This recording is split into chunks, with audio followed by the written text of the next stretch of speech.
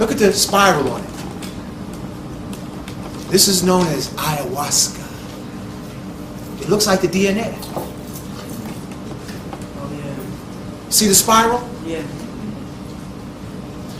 In ancient Hemmitt and pre-Islamic so-called Middle East, there's an herb that was used to protect against the evil eye. It was used to magnify your telepathic abilities, to receive and transmit. In the Latin name, it is called Syrian rue. It's in the family of coffee. You can take a piece, pass it around. Get familiar with it. It is used throughout the world. Treatment and prevention of Parkinson's and Alzheimer's. Now the funny thing I was thinking about this morning was melatonin and melanin. It sounds like a real close connection. Melanin, Yeah. melatonin, melanin, melatonin. This herb, when prepared correctly, amplifies the production of melatonin, which is the opening of the first eye. Your pineal gland needs certain herbs. This one is called Syrian rue. It is time, family. We got 2012 around the corner. It is time for you to start getting into certain sacred herbs that you don't have to worry about the police coming and putting handcuffs on you while you're cooking it over your pot. Because I know many of us are herbal shocked, concerned about that. This is legal. All right? You will find it in certain stores that are from Iran. It's called Esfand. Esphand. So I'm going to pass this bag around. What's amazing about this herb is if you put a piece of it in your mouth and try lifting something of heavy weight, it'll feel lighter than it did before you put it in your mouth because it has concentrated light. The North African shamans, this particular herb was represented as a circle with the dot in the middle. Circle with the dot. What is that? In astrology, representing of the sun, the sunshine within. So with Esfand, African Ra, what the plant medicine told us years ago it prefers to be called, will also reduce bacteria and fungus production in the bloodstream. You can take this and place it, once it's prepared correctly, on the skin over your chakras for activation, to know without knowing. What happens with use of African Ra, or what is known as Syrian rue, or some people call African rue, is it puts you in a wavelength. Your mind becomes in sync with the pulse and the breath of Mother Earth. In other words, us thinking excessively, called beta state, we become stressed because we're not functioning from our first eye. We're functioning from our false eyes and false operating system. With 2012 around the corner and beyond, it's time to upgrade our operating systems. It's time for all of us everyone here is into computers, right? Raise your hand if you're into computers. Just about everybody. So you understand what I mean when I say operating systems? Yeah. In other words, the way we're thinking is quickly becoming obsolete. We have to become intuitively fluent. That is what will save us. Knowing without knowing, like many people who turned away from going to work the morning of 9/11 because their intuition said, go home. Yes. Don't come to work.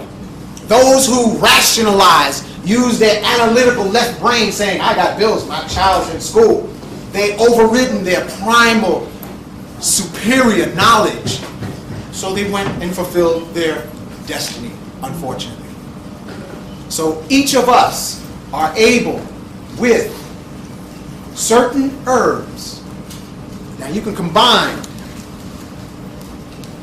African Ra, with tobacco. This is a nice intro. This is Sacred Herbs 101. All right, we're not going to get deep into ayahuasca. That's another chapter at another day. But it's known as the vine of the soul. It's a spirit herb. I'm going to pass this around so that you can feel it, sense it. And for those of us who are sensitive, connect with it. This is, again, African raw, or it's known as Syrian root. It looks like small little beans.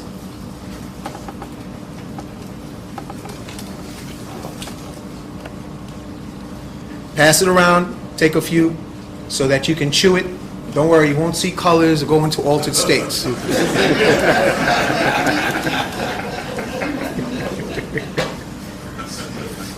Tobacco has a history throughout the world. I'm holding on to this. You got some energy in here. Oh, it is. Yeah, there's some power there. Oh, it is definitely.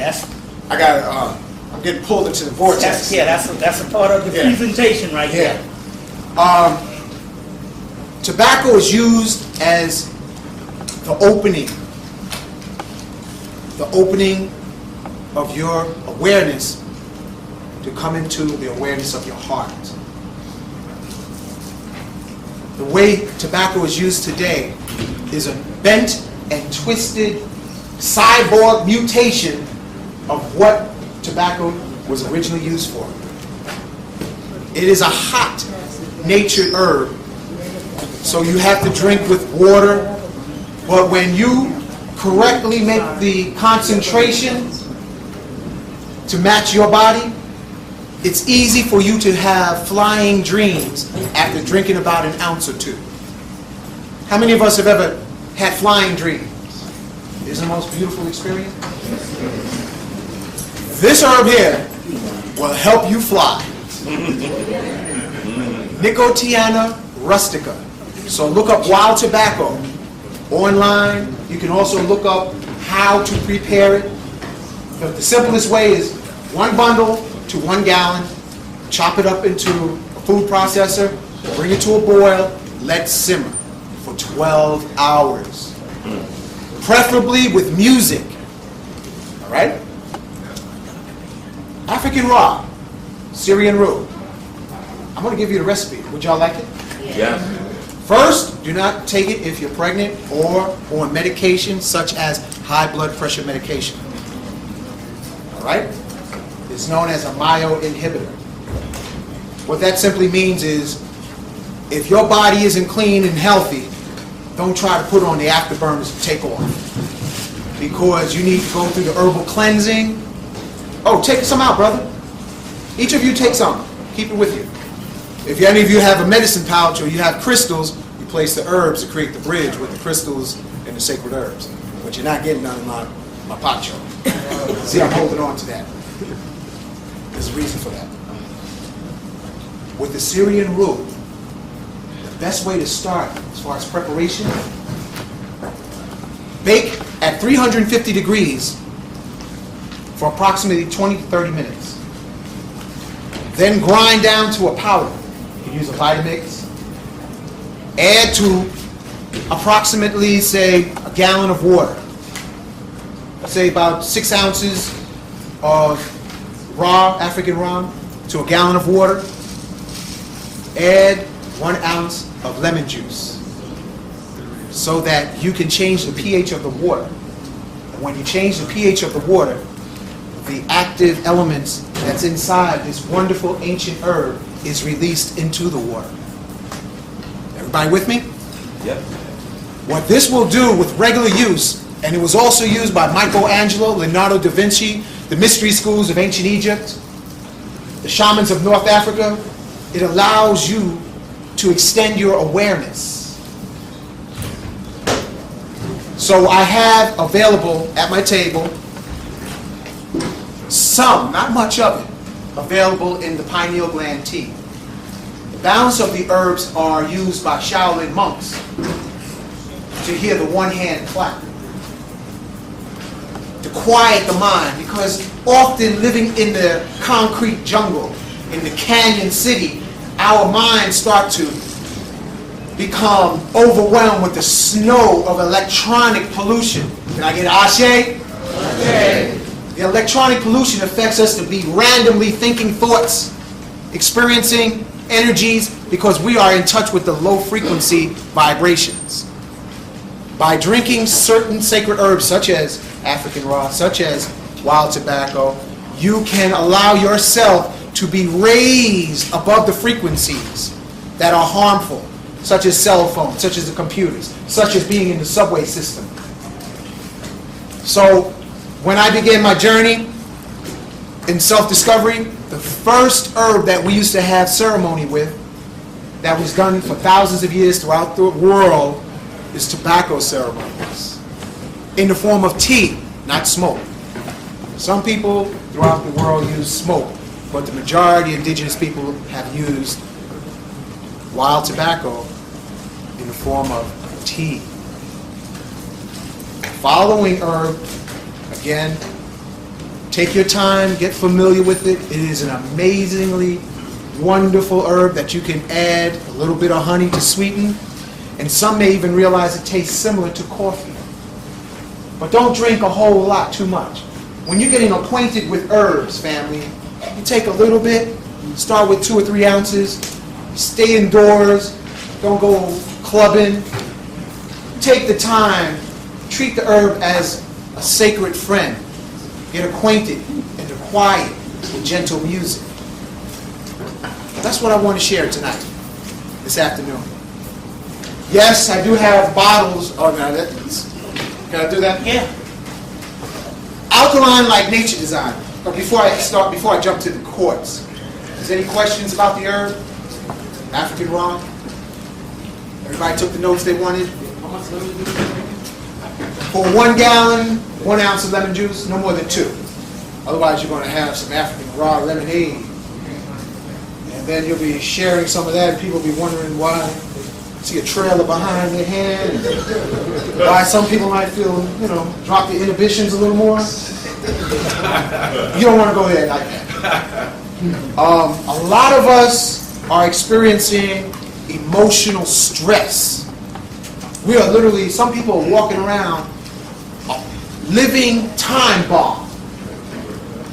And when given certain sacred herbs in a high enough dose or concentration, it's like somebody opened up the trap door and all that stress, back pressure from not being expressive starts to rise. You don't want that. Start easy, okay? And we all have times that we have to go out and scream. So if you really want to hit it heavy, once you get familiar with it, go to the beach, to the park, so that you're not in your apartment and you feel so good that you start to scream and holler and somebody calls the cops thinking, there's some problems in the house. I'm speaking from experience, right? This is all experience. No smoke. We already smoke if we're living in New York City. You're smoking right now because the air coming through those filters is dirty. You look up at the air discharge ducts, you can almost see the soot. So you're smoking right now while you're sitting in this lecture hall. Believe me, I'm real familiar with that air supply coming into this building, right? The other city buildings. So that is an overview, basics 101 of wild tobacco, African raw, known as Syrian rue. Okay? Now moving to blue quartz bottle. My motto for the bottles is called alkaline like nature design. Simply put, where's all glass from? Sand. When you look at a particle of sand, what do you see? Crystals. Every ocean is surrounded by what? Sand. On the bottom of the ocean is sand. On the sides are quartz, rocks, and the surface, along the edges of the beaches, sand. It's quartz. Every river is surrounded by what? River rocks. On the bottom, on the sides, you go to the Hudson River, You go to the East River, for us locals, you will find huge quartz boulders sitting along the river's edge. And if you, as a kid, you might have sat on there with your bicycle behind you, like I did. It's crystal. New York City is mostly crystal. They still don't understand how the air is ionized in New York City. It's ionized from the quartz in Manhattan, in Brooklyn, Queens, Bronx. Quartz ionizes not only the air, but it alkalizes the water. Quartz, activated quartz, activates water to become alkaline. So if the lights go out, and those of us who are fortunate enough to buy an alkaline machine instead of a car, used car, you can go back to your quartz alkaline bottle. Now, quartz activated glass is the material that I use in the bottle.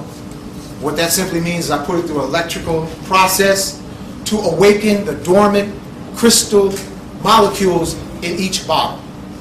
So that when you place water inside the bottle, it will immediately, at the speed of quartz, crystal technology, as you find in your computers, as you find in your wristwatches, as you will find in future transportation, as you will find in our brother Abdur's crystal jewelry. Raise your hand, brother. He does laser alkalinity with his quartz jewelry, activating the quartz with laser technology. That's cutting edge. So that's why I got to give him a shout out. Y'all give him a hand. Genius in our community. Laser is concentrated light. You have to feed crystals to activate them. Crystals used to be fed by a woman's sacred moon essence discharge. You don't take crystals and just use them and snatch them like a Borg off Star Trek. Y'all familiar with Borgs? Half machine, half man. We've come to take and not give. We will assimilate you. Resistance is futile. What you would be considered are the outlaws of the Borg society. Can you got that? Yeah. Got it. Independent thinkers? So, anytime you go to elders in the tradition of ancient times, you give offerings. Some would give offerings of tobacco.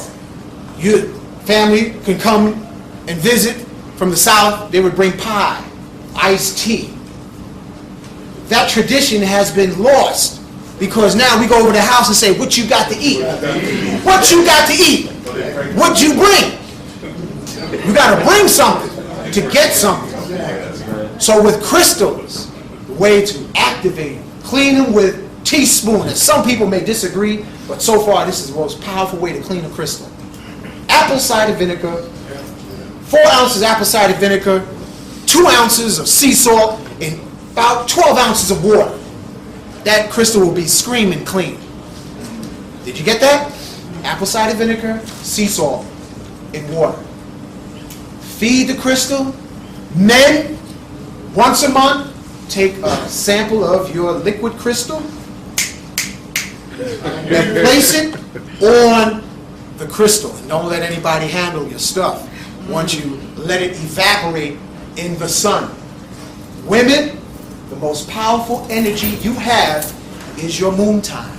Take a drop, place it on the crystal, let it dry in the moonlight. Then that crystal is ready to give you assistance in whatever you desire. Everybody got that? Yeah. So, I'm not saying I got that kind of essence on the blue quartz bottles. You don't have to worry about that. However, this is what I want you to think about.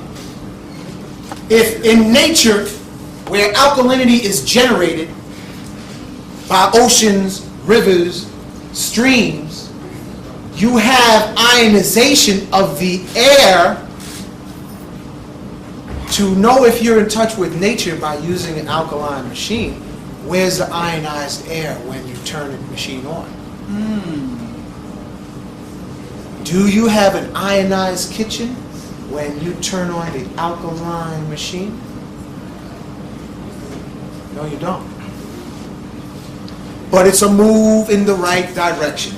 It is not the absolute.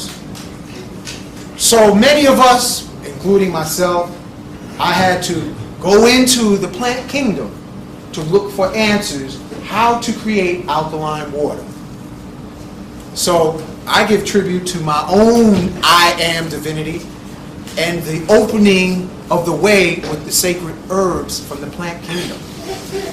There are actually people who have gotten Nobel Peace Prizes because they took ayahuasca and got a complex insight on how to develop DNA replication and a whole sorts of other things.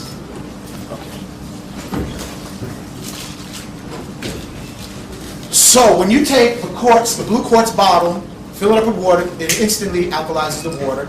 And the most beautiful thing you can do at night is place it in a bowl of water to ionize your room. This becomes a transmitter, and the bowl literally becomes a dust collector. And that is how nature also cleanses the air with alkalinity and ionization. Everybody all right? I want to thank Shabazz for giving me this time, and thank my brother Bobby, and I'm going to sit down with you and hear the magic he's about to do. Thank you. Peace, everybody. I want to give a shout out to someone who just came in the door. It's a brother named Jason back there. He's a nutritional coach.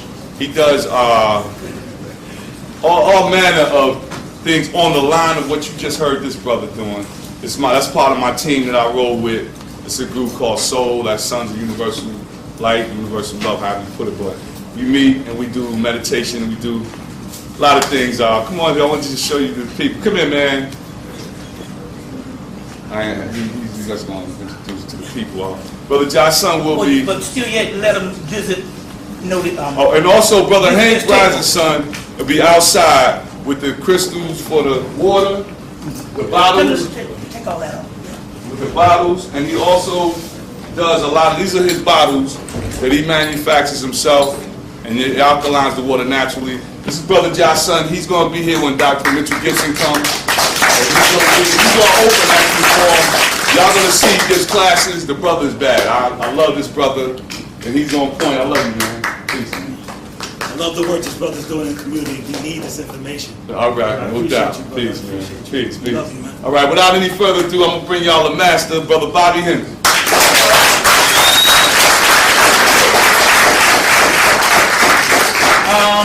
Since we're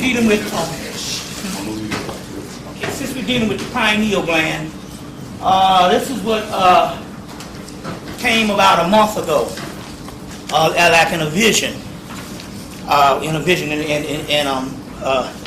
Brother already just bear witness when he stepped in to this thing, how powerful this is.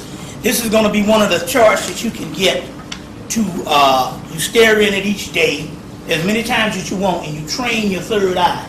We're going to go into the science of that, but this is a device that we will be using. We're going to go into the science of that today and go further into this particular information, and it is equipped with several things. It's almost as if each symbol came to be put into something to make it a device, to make it a device that you can actually use. And when the Spirit gives you stuff, it works. And the Spirit gives you stuff, I mean, it really is right on point. And so therefore, and we just got bear witness with the brother that felt the energy. Now this is interesting here. Last time I did a lecture was in New York, was in January. Last time I did a lecture. So I took a 4-month break by choice. You know, well, it was 6 months actually. It was January and this is June. And certain thing happened to me this past last, I guess, 24 hours. So like I said, I had a lecture in January of this year. Didn't do no lectures up until today. Something happened between that time, because what happened was the reason why the Spirit didn't allow me to actually feel inspired to go on a certain amount of lectures, and I got a lot of offers, is because I was going through your own transformation, which has been the case since I've been lecturing. This month here will mark the 19th year that I started. I've been studying well over 20-something years, but I started in 1992 with the Dogon lecture, and I think that June 27th of this month will be 19 years. 19 years, and I started when I was 30. I'll be 50 in November the 28th, which is called the 50 Gates of Understanding. So once you entered into your 50th year, throughout the whole time when I was doing all this research, I was also going through my own initiation. And that's the reason how you'll last. See, if a lot of people just do research for data and do stuff, they don't last very long, because they're on a certain path, and when that style or when that particular information go out, they go out with that particular information. That's why everybody should be in their own path of initiation, or what they call the hero's journey, and that way somebody can always find you on the path doing some work. You see what I'm saying? Based on what's privy to the path that you're on at that particular time. So people used to accuse me, say, man, you're not talking about the stuff you talked about in the 90s. Yeah, that's because I talked about it in the 90s. Everything is ongoing. Everything is ongoing. You see what I'm saying? And you must change with what's going as far as the research. You've already done that. Now, before you do it, it's the mystery. It's spiritual. Once you tapped into it and you present it, it becomes data, because you've already done it. And if you keep doing that data, or keep trying to present the same stuff, then it becomes a religion, a theology. You see what I'm saying? A theology. And that's where we get trapped. You must keep going. And we'll get into some of the science on that. So pretty much, as long as I was doing the work and the research, I was also going through my form of initiation. So when I decided in January that I'm going to chill for a minute, and I said, well, I can take them lectures and put them off during the summer, and just, and put them back and just see what's going on. And as you can imagine, with the weather and everything else that's been going on since January, it's amazing stuff. But what happened was, they also wanted me to see a certain thing. When I went through the airport in January, they got this nuclear machine they got now. And it scans your body and it shows all this stuff on you. And I did that in January. Yesterday when I went through, I didn't show up. So they couldn't find nothing. Now what had happened, that's called your light body has gone to a certain level. And so it couldn't be detected on the radiation. So what happened was, when I didn't show up, they stopped me and told me to go back through again. So when I went back through again, didn't show up again. Now mind you me, I don't know what's going on until I got on the plane, and about 15 minutes or 20 minutes into the flight, I realized what was going on. Because she said, you moved. And when you move like that, you don't show. I'm like, come on now. I moved. What it was, she was trying to put it together in her mind, this sister, on why I didn't register on this radiation machine. So as a result, I had to go through the pat down. And I cleared the pat down, and all of that, And so, but I was wondering, I said, man, this is kind of awkward. Why would this happen this way? And then when I got on the machine, when I got on the plane, I said, oh, I got it. I didn't show up on the radiation machine or nothing. It was a blank. But what had happened was, between January and yesterday, you have series of going through several dimensions. Your light body goes through several dimensions. So you are not where you were 6 months ago, especially if you're conscious and you are aligning yourself with a certain amount of energies. You see what I'm saying? And so what happened was, we know, because we got these black cats, and they'll disappear in and out of these dimensions. So what I didn't realize was when they was disappearing in and out of dimensions, me and my queen was disappearing in and out of dimensions, but for some reason, because we live such a physical life, a lot of times we're someplace and still thinking we someplace else. So when I went through the scanner, I was in another dimension. I was in another world. And so Linda was like, well, when you go through this time, you know, so these people don't put you on some checklist. Look out, Mr. Superman.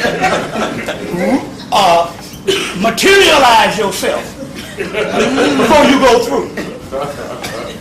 Before you go through. Materialize yourself. So the point I'm trying to make here is this is in the same alignment with these tornadoes that come out of nowhere, and all of a sudden these tornadoes are looking like nuclear bombs. You see what I'm saying? And they're trying to make all these excuses about some warm weather and all this kind of stuff in the jet stream and all that bullshit, and they know what time it is. You see, because when the one hit Alabama, it went from Tuscaloosa to Birmingham. And they knew what time it is. When that hit, Barack Obama gave his birth certificate. That hit on a Tuesday or something. Barack Obama gave his birth certificate. And the next thing you know, they taking down Bin Laden. You know, Bin Laden died in 2001. They wouldn't even have a villain and blow up a building and have somebody living that can get caught and tell the truth. You know what I'm saying? So these are programs that they put in for mind control. You see what I'm saying? For mind control. So there's things that's actually happening. You see. And the next thing you know, the whole Bin Laden thing comes out. If he had his birth certificate from the beginning and knew it, why didn't he present it from the beginning? Because you got to realize these things are a series of programs that's used to make news and used to distract people. And then when they get the distraction to a certain point, then he'll come out with the birth certificate. Or they'll come out with Bin Laden. You see what I'm saying? After literally 11 years. You see what I'm saying? You see, or 10 years. So you got to look at things like that and understand the same forces that brought the tornadoes and brought the earthquake in Japan is the same things where we are changing dimensionally. We're going to get into some of that. We're going to get into some of that as we go on. But right now I want to, we're dedicating this lecture to the Sister Hatshepsut or the Sister Bert Lockett or Alberta Lockett. Now she made the transition. Now I went to go get a transparency, but the machine was down, so I have the actual picture. But I'm gonna put this on. I'm gonna log this into the actual camera, so the people in TV land, when they get it, they can see. This is a picture of Alberta Lockett, or what they call Bert Lockett. This is her mother, and this is Dr. Ben. Now this was at Bert's 70th birthday back in 2003. I think she would have been, not 2003, 2007. She would have been 74 on her birthday this coming December. This coming December. This is her mother that died maybe about 2 years ago, and Bert grieved for like 2 years. Sometimes you gotta let stuff, she grieved for like 2 years. Sometimes they say the grieving process is supposed to last a year. She grieved for like 2 years and made the transition. Now, I don't know nothing about no water or nothing like that. I'm just going to tell you what she was saying in the hospital room as a coherent person. And so we're going to have to let the water experts hash that out. I'm not a water expert, you know what I'm saying? I fuck around and drink a Mountain Dew on your ass in a minute. Now, I am an expert on this stuff right here. Alcohol. But she claimed that the Kenyan water killed her. and nobody wasn't hearing it.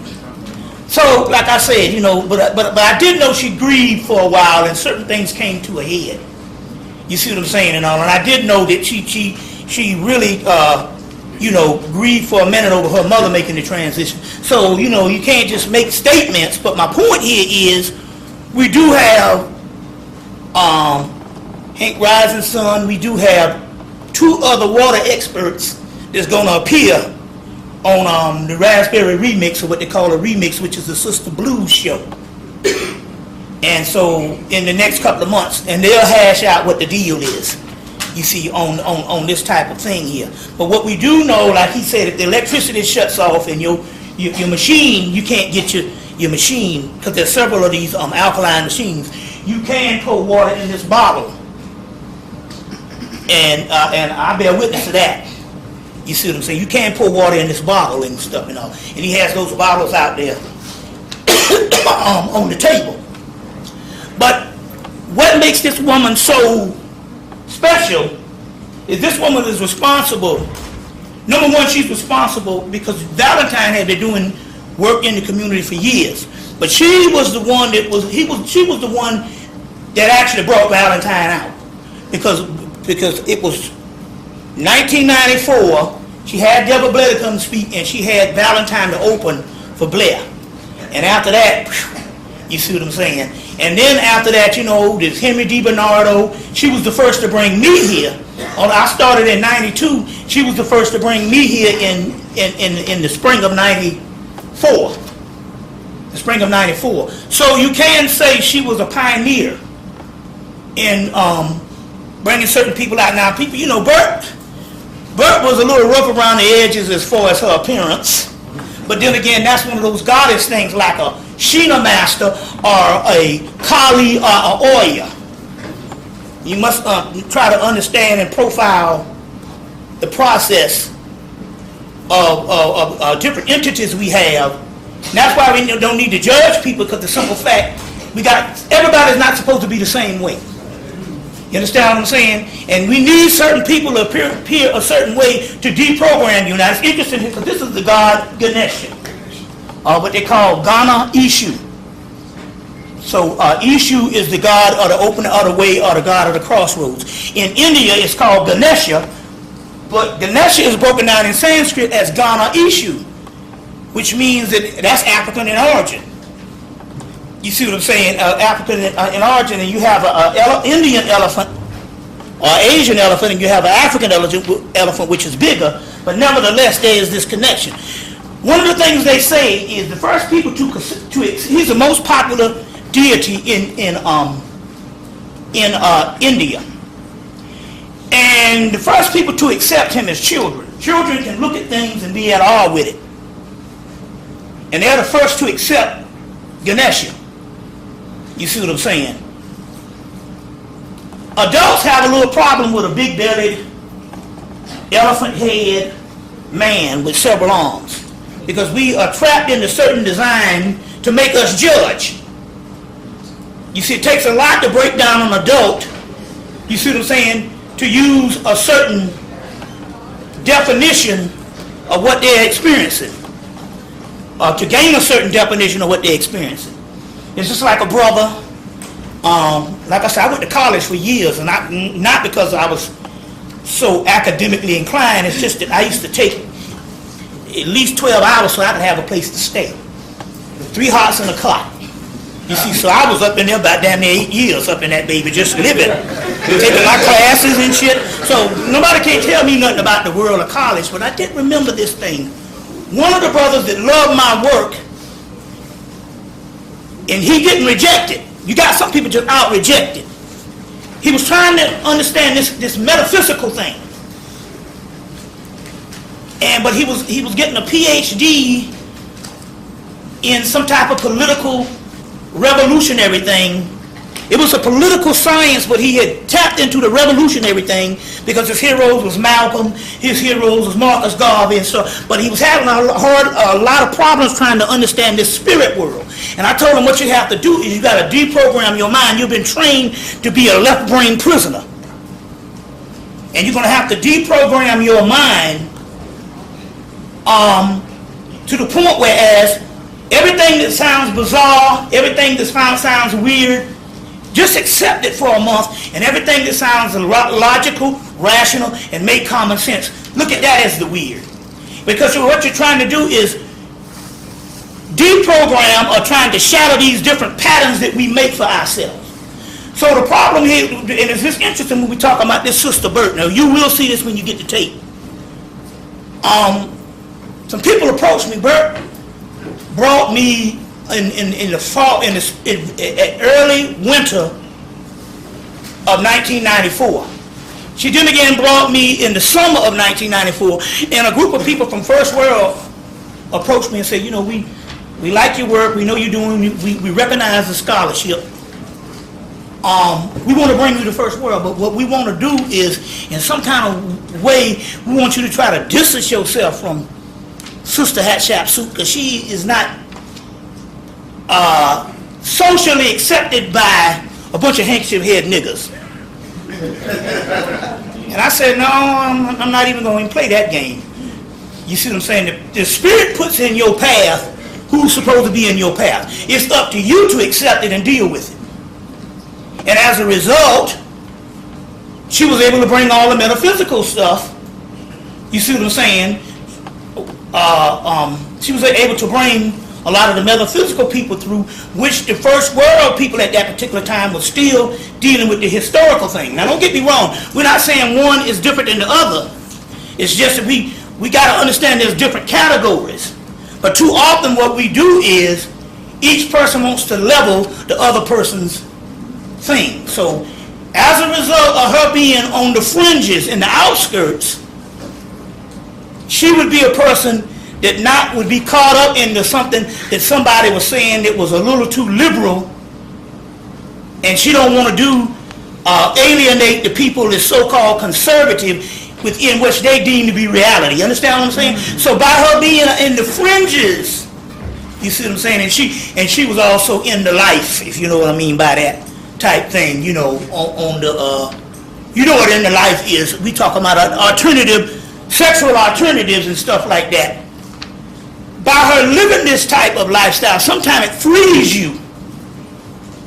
You understand what I'm saying? That you don't have to be on lockdown to please the status quo. You see what I'm saying? Which in all honesty might be hiding in front of themselves.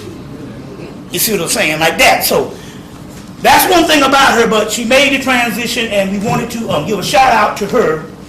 We also, I'm going to pour the libations, but we also want to give a shout out to a master by the name of Kenneth Grant. Now, Kenneth Grant, it is said, now let me give you the history on Kenneth Grant. Kenneth Grant is a British occultist or a British scholar. He's probably known as the greatest British occultist to live. Why? Because they give a lot of praise to Aleister Crowley. What Kenneth Grant did is Aleister Crowley received these transmissions from this Egyptian, ancient, African deity called Awas, in his historical form, a deity called Uncut, which on his funerary tablet is the tall black man.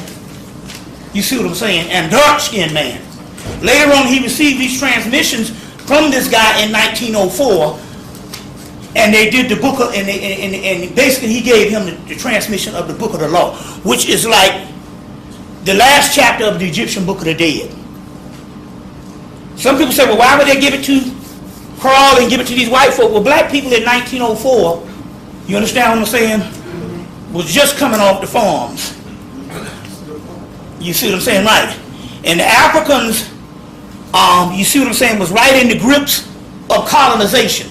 So sometimes things is given to people, you see, to carry on the work because we're not able to do it. And that's what we did. We did it as the Moors when we carried all the stuff up into Spain. So that give them the information, they can preserve the information, so when we come out of our sleep, we would have the information. So this is why in 1904, Awas, which came to Aleister Crowley and gave him this, but what Crowley and them did, Crowley was very in love with Masonic societies. So what they did is they coded a lot of stuff, other than the book of the law, by the stuff being coded, the teachings, it was lost because it was coded and hidden based on these Masonic societies. What Kenneth Grant did in the 1950s is he came in and what he did was he simplified it, and he released a whole lot of secrets. Especially with the release of his book Magical Revival in 1972. The reason why you don't know about him and the reason why he's not as famous as a lot of occultists now is because Kenneth Grant did one of the things that was done in 1907 by Gerald Massey. He said it all was black. And when he did that, he became persona non grata to the occult world. Just like Gerald Massey became a social pariah to the academic world of the Egyptology world, which is still today one of the greatest Egyptologists to ever live, is Gerald Massey. Is Gerald Massey. Ancient Egypt Light of the World, the last book, Book of the Beginnings, the second before the last, and Natural Genesis, the first. And believe me, you can look at these things to this day, and this stuff, and his last book it's been over 104 years since his death, because the last book came out the same year of his death. We're talking about Gerald Massey, Light of the World, and it is just as advanced as it was. You see what I'm saying? When he put it out in 1907. So Kenneth Grant was one of the other people by his. Well, the first book he dealt with Africa. The second book he dealt with Africa. By his third book, Cults of the Shadow, he went all African.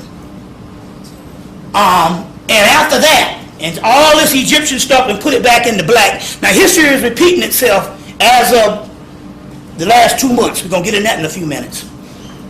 But after that, he became the persona non grata. And what that means is persona non grata means person ungrateful, social pariah, outcast of the occult world. Now, unfortunately, well, one thing is fortunate.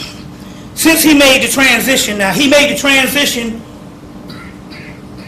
on the last time I lectured, which was Martin Luther King's birthday. What's that, the 25th? The 15th. So he made the transition on January the 15th on Martin Luther King's birthday. I thought that kind of fitting for a man that became a social pariah because he said all of this stuff is black. So he was in his 80s when he made the transition. Now, one of the keys here with that is when he made the transition, the books was already high. So most of these books now is starting at $400 too. He's got nine what they call Typhonian trilogies. And from those 9 Typhonian trilogies, most of them are starting at $400 to $1,300, $1,200. Fortunately, his first book, Magical Revival, is out.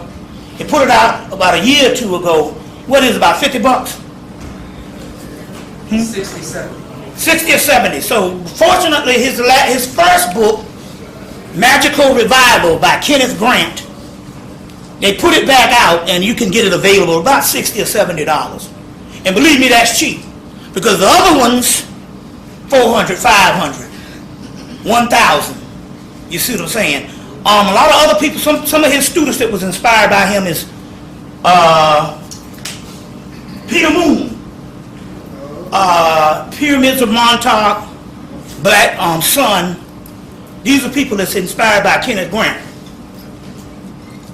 A new book out was one of his people that's inspired by him, and you could get your access to these. This is $16. This just came out. The guy's name is Aeolus, A-E-O-L-U-S.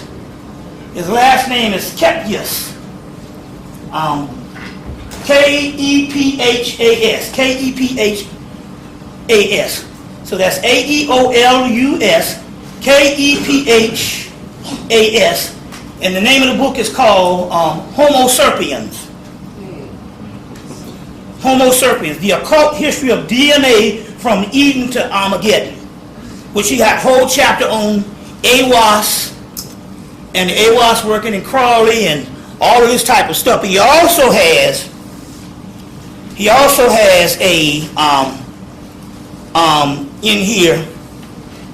He has also a part in here. His index, as far as his bibliography, is all of Kenneth Grant's works. So he is one. Because one of the keys here is most occult people are not allowed if you own certain companies, like if you own Samuel Weiser or if you own Llewellyn.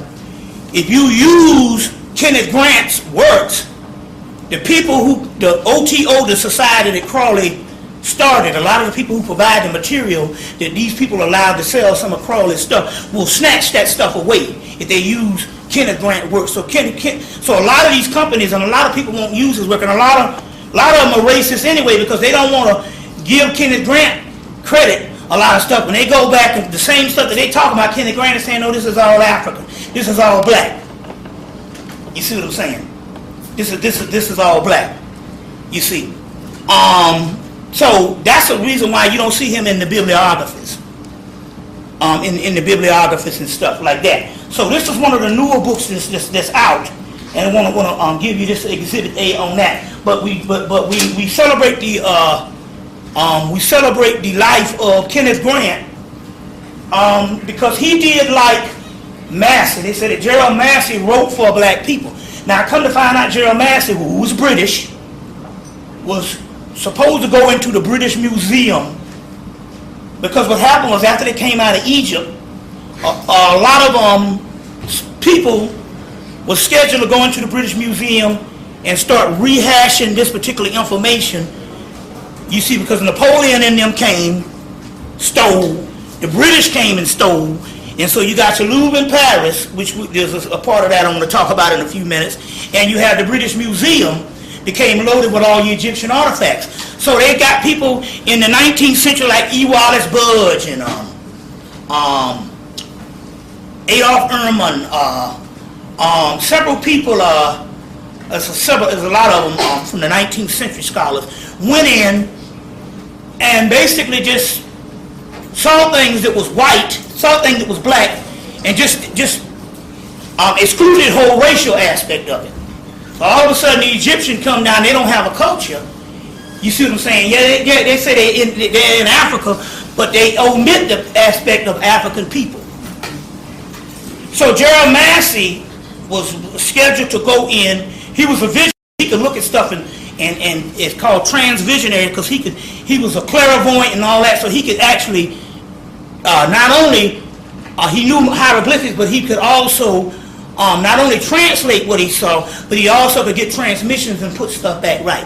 But before he went into the British Museum, the goddess Sekhmet came to him and said, number one, you are of the black race. And number two, do not flinch when you go in the British Museum and this stuff comes up African. Print what you know. And that's how Gerald Massey became the outcast. You see, same thing with Crawley. I got a transmission from one of the Sister Ty City. She said, you know he was black. I said, I had a little trouble with that. But then I started reading his last book he wrote, the Book of Thoth, and he talks about this obscure race I find myself trapped into. Find myself among. And so, so what you'll find out here is not only because there's all kind of information coming out, but not only are these people here scheduled to do the work to make sure that this particular work is make sure this work is tell her to close the door because that distracts me. Not only are these people put forth to relay this information to us, but these people are also of our bloodline a lot of times. You see, like, let me give you an example. Now, the sister Myra Moss did something in Baltimore where she's claiming based on the mitochondrial DNA comes from the woman that Barack Obama can't be black because his mother didn't come from the African line. Well, you can't really go by that no more because he's from Ireland. And that's your Druids. And this thing is muddled now. You can't go by it just because the appearance of a person anymore. There's all kind of bloodlines, and come to find out that the European part of their history for the last 500 years is to hide their African bloodline. You see, that's why the Queen and all of them are real pissed because of that whole Queen Charlotte aspect, which the Moor screwed some British woman or whatever of the royal line, and Queen Charlotte, or Charlotte, North Carolina, was born black. And as a result, the British have declared war on Islam and everything. You see what I mean? Based on that. So the lines are muddled now. We live in a time, and plus we talk about the Moors being up in there for 700 years. You see what I mean? That's what they did. They spread their bloodline. I talked about that the last time. So we just can't say because a person is white, you see what I'm saying, as far as the appearance, we don't know what kind of bloodlines is going on. You see. And for the simple fact, now we got this information that they've been hiding bloodlines. You see, so everything, everything is not just black and white. There's more gray areas than it is anything else. I want to say a couple other things as going on before we go on. This is a book. This was an exhibit a brother sent to me from, I think it was out in Seattle. A brother sent this to me. They had an exhibit of the Olmecs out in Seattle. Now I want to get this because I want you to get this book. I want you to get this book. I think I got a bookmark in here on the store. The exhibit is gone now, but the brother did go and he bought the book for me. I tried to, he went back another time looking for some kind of DVD. But this is why this is very important. Usually when we see the Olmecs, we only see the big heads. You don't see nothing else. And what they tell you here is that they didn't have a writing system.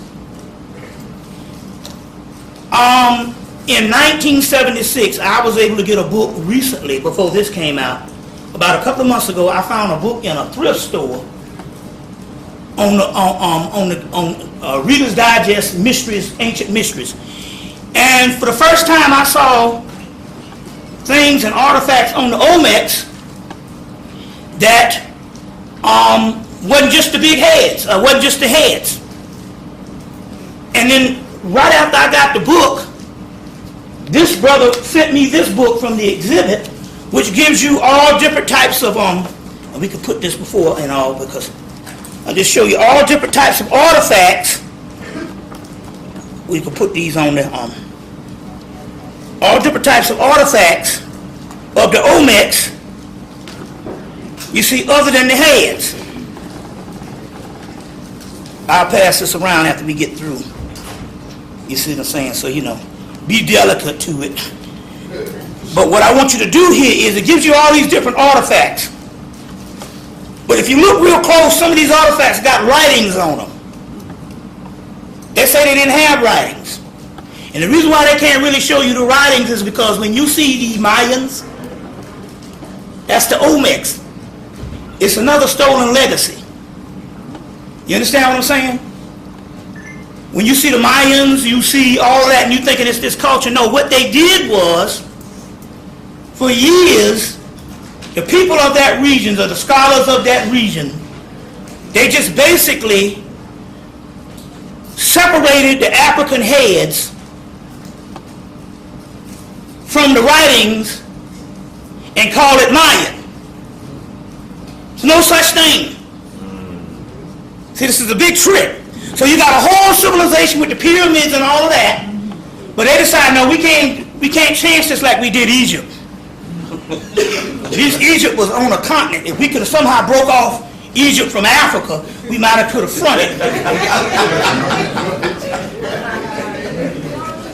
So what I'm trying to tell you is they literally took these people, the Olmecs, civilization, call it the Mayans, but all of the writing system the pyramids and all this stuff, you see what I'm saying? Only thing they did is they just separated the big heads away from all of that. You understand? The Aztecs, the Incas, or whatever you want to call them. It was nothing but one culture, the Mayan culture. Now all of a sudden they're sneaking back in now and putting this stuff back, but one or two little artifacts got writings on them. So it's important that you get this book. It's called Olmecs, Colossal Masterworks of Ancient Mexico. Now you're gonna go to the D Young it's a small D-E Young Y-O-U-N Legion of Honor museum stores. Let me see if I can find something else. Museum stores at this is the way you can probably get the book. Museum stores, and it's that little ad, for the internet. FAMSF.org. FAMSSF. So FAMSF.org. So museum stores at FAMSF.org. So you need to call and see, can you get this particular book called the Olmecs, the Colossal Masterworks of Ancient Mexico. You want to try to get this in, because the exhibit is gone. But it's ironic because after this left, it was followed by a Moorish exhibit. You see, so we need to reclaim, just like this is another form of stolen legacy, where they told you they didn't need no writing system. They did. It was called Mayan. You understand? So they systematically separated these things out to make a new culture. You know, to make a new culture. Another thing that the great brother C. Freeman L., the great master that passed back in 08, always said, when you see the pirates historically was none other than the Moors. Bottom line, no exceptions on any other thing. So we got to have a whole other history of the pirates, because what happened? The pirates was these renegades that lost their home. So like C. Freeman L. said, after they were ousted from Spain, they got on boats and stopped robbing and start taking stuff back. You see what I'm saying? Why is it that it had 3 pirates of the Caribbeans, actually 4, and there's a black presence in all of them? Last one, they was using voodoo. You see what I'm saying? You see. And a black presence in all of them. The point I'm trying to make here is, they know it. Why you think Johnny Depp has got dreads? You see. They're trying to tell this story that the pirates, why is it that the pirates were the Moors? You see, why Port Royal was the pirate capital in Jamaica that fell under the sea. You see what I'm saying? But yet Jamaica, to this day, is 98% inhabited by black people. So we have to go and try to understand this particular history and try to understand some things. Now I want to say this other thing, we're going to pour libation, but I want to get this out of the way right now. Now I don't want to try to spread no fear. I just want to give you fair warning so you know what you're up against and you can maneuver around it. One of our brothers that just that you know him, he appeared with me in Black Mental Illness 1, Black Mental Illness Predator Nation. Brother TJ, and he used to come here often, you know, and TJ was one of the most astute people in just filling out your paperwork, UCC, or whatever you want to call it. He was one of the best. As a matter of fact, he was so good to white boys would call him to Vegas to do their paperwork. And that's how he made a lot of his money.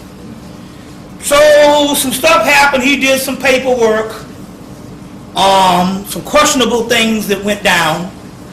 And I'm not saying that he probably was some of the stuff was his fault, but one of the keys is They said he got a whole lot of time recently in January, right? Either before January or right after January, he got sent up the river. He got a whole lot of time. But my point here is, the amount of time they said he got, had there been a compounded thing based on an investigation of this. Now, TJ brought me to D.C. in January of '04, and that's when me and my queen decided to hook up. I had known her since I think I met her during the Million Woman March in Philly. I had done a lecture later on that night after the Million Woman March, so I've been knowing her for a minute. But after TJ brought me to D.C., and she was from D.C., we hooked up. That night, when I went back to TJ's house after the lecture, because the next day we did the black mental illness, he showed me these papers after the lecture where all of his stuff was signed off on by Colin Powell. You know, all this stuff here, diplomatic immunity and all this type of stuff, and all of this UCC stuff signed off under Colin Powell with the Moroccan Empire. Okay, so we're going to put it right in your ass. Because this brother was smart. This brother knew it. So some of you dumbass niggas walking around with your little fezzes on, half these niggas can't read and write, so you're going to be the first motherfucker go. If they got a smart person, he was so good at what he did that white boys used to call him out from around the country to come do their paperwork. And he sent up the real, I forgot how many years they say he got, close to 40 years. Huh? What? You said 8?